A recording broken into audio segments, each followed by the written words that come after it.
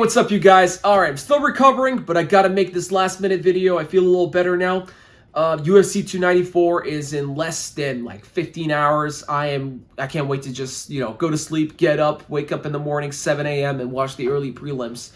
So, the most anticipated fight for me, this undercard, the early prelims, is one of the best I've ever seen, honestly, ever. We have our boy Anshul Jubli fighting.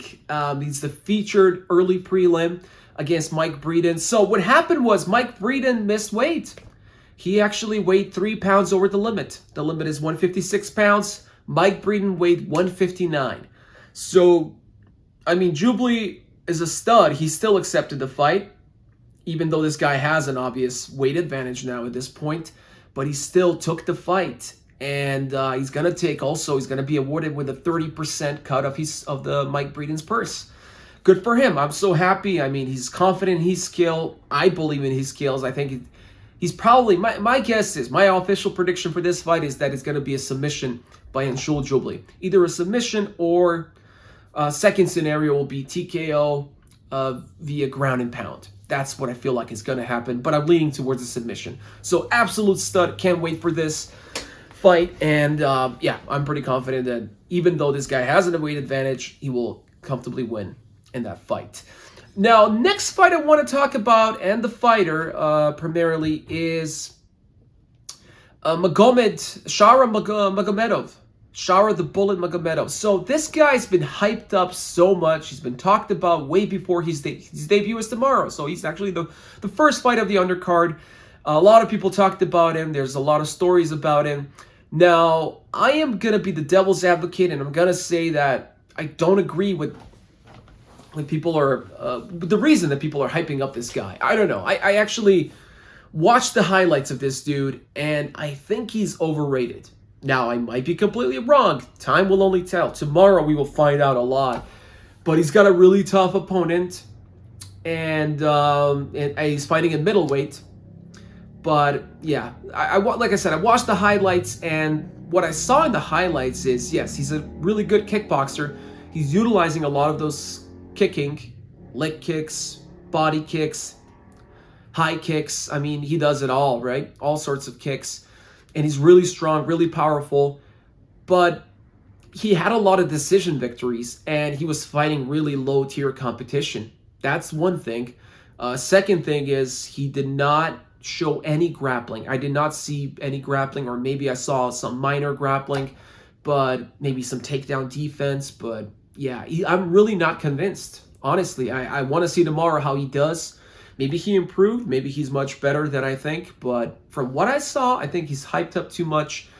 I don't think he's on the UFC level at all. Or maybe if he is, he's going to be definitely not in the top 10, top 15 material. But we'll see. We'll see tomorrow. Now, the other thing is I'm definitely not rooting for this guy as well, because this guy seems to be a total piece of crap. This has been already circulating, but I'm going to mention it here in case you don't know. So Shara Magomedov was involved in an incident in Dagestan in a mall. So he confronted a couple in front of him. He was going down an escalator, and they kissed. So this is frowned upon. It's against the rules to, do that in public in Dagestan. And I understand. Dagestan is not America. However, did he really have to be the guy to confront them? To confront the dude? I think it's a weak move. He's young. He didn't really have to do that. But I saw the clip, and he confronted him. He didn't attack him first. The guy was really pissed off. He probably said more to it. You don't just punch somebody for no reason. The guy punched him first. They got into a fight. Now, keep in mind, this is, to my knowledge, this guy is not a fighter. He's not a professional fighter. He was just a random mall goer, and he gave him a pretty good fight. He actually pushed him against the escalator, then Magomedov jumped on him, then they separated him, right? But this is not where it ended. This is where it gets really nasty. So his ego got really hurt that this guy gave him a pretty good fight, so he waited in front of the mall with 2 other friends. He waited for this guy to come out with his girlfriend, and he did a cheap shot. He just ran around the corner. He didn't see him. He hit him in the face. He fell down. And then on top of that, he stumped him. That's really weak, really pathetic. And then not only that, I also saw some jiu-jitsu matches that he had. And in one jiu-jitsu match, he was so butthurt that he was losing the grappling match that he went ahead and punched the guy. I mean, he seems like a really, really insecure individual that's weak-minded, has a temper problem. So not a likable guy. And he's partially blind on one eye, FYI. But yeah, more importantly, it's not the reason I'm not really, like, looking forward to this guy. I would respect his skills, but from what I saw in the highlights, I don't know. I might be wrong, but I feel like he struggled with low-tier competition. Just a comparison, we know Khamzat, right? We saw Khamzat's fights pre-UFC against low-tier competition, and what did Khamzat do? Khamzat was dominant. It is important how you handle that low-tier competition, because if you beat him easily and you're so dominant, that shows levels, right? Yeah, your levels above them. This guy, sure, he showed good skill. Nonetheless, you can't deny that. But I feel like he struggled. There was a lot of decision victories. Not struggle, but, like if you go to a decision versus low-tier competition, I mean, you could have finished them, right? If you're so good, you should have finished it. You should have finished the majority of your fights. But in the highlights alone, I saw like 3 decision victories. I'm not convinced. I'm really not convinced. But yeah, the guy's a piece of work, and I hope he loses. Screw him. Anyways, so main event. I already talked about Khamzat versus Usman. If you haven't checked that video out, special video just for that fight.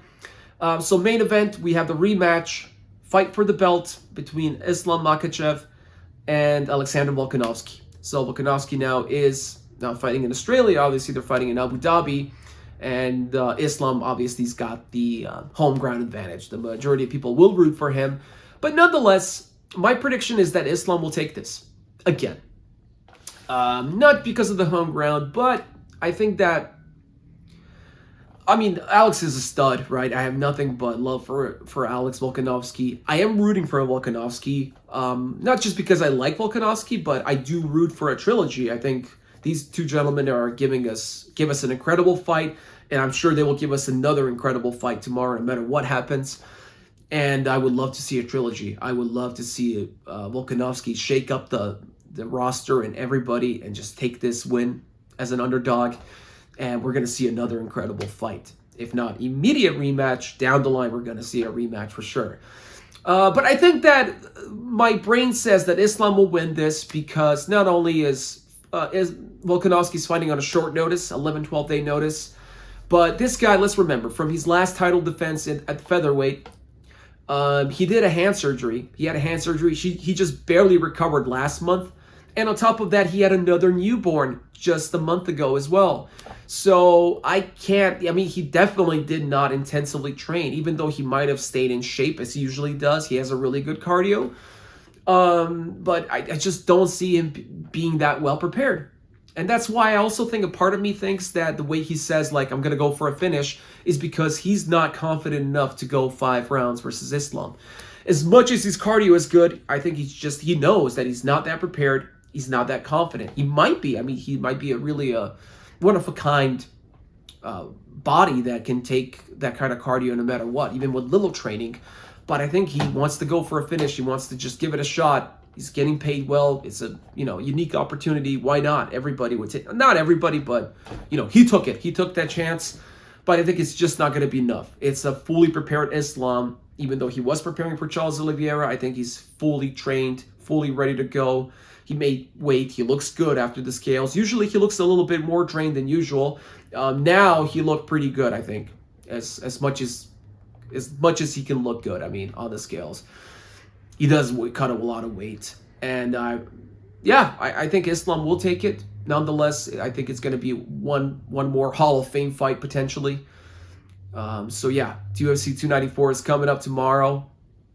Early morning for me, and for you guys in Europe and the Middle East and South Asia, it's going to be much earlier.